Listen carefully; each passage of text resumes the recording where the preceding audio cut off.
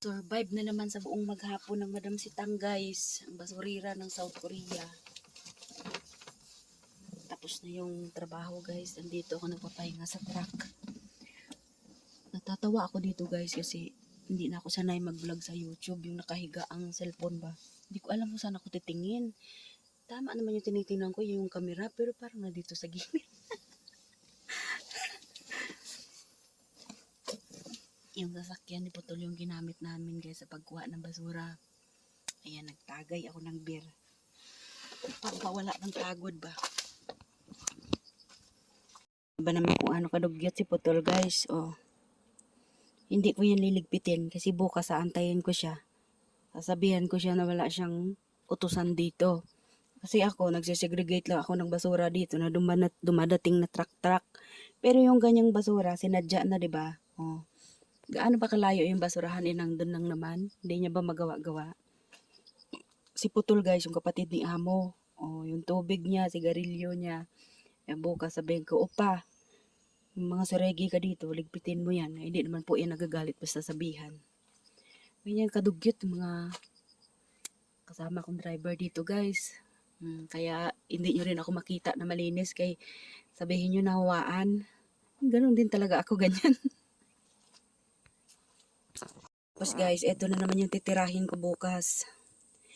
Tatanggalin ko yung mga kahoy at ilalagay doon sa lagayan ng kahoy. Tapos itong plastic, dahil may papel din yan sa loob, gamit yung grabe yung buling ko guys.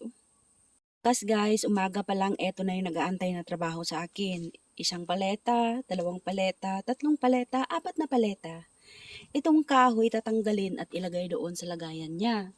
Tapos itong plastic, gamit ang cutter lang kasi meron kaming machine dito na ayaw ipagamit ni Amo dahil walang sariling kuryente.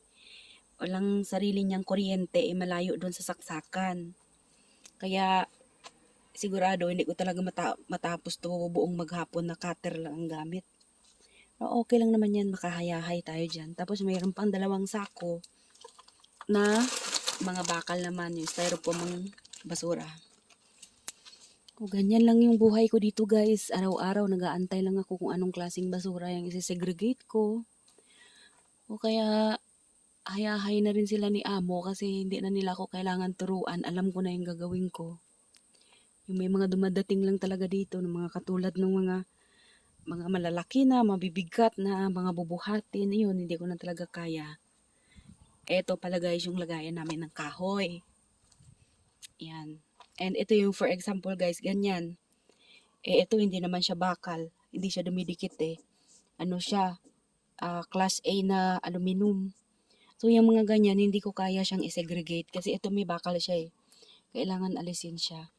Oh, napasali pa yung butas ko na medyas guys. Okay lang yan kaya basta naka-Adidas. Ang problema yung Adidas, binulutan lang din.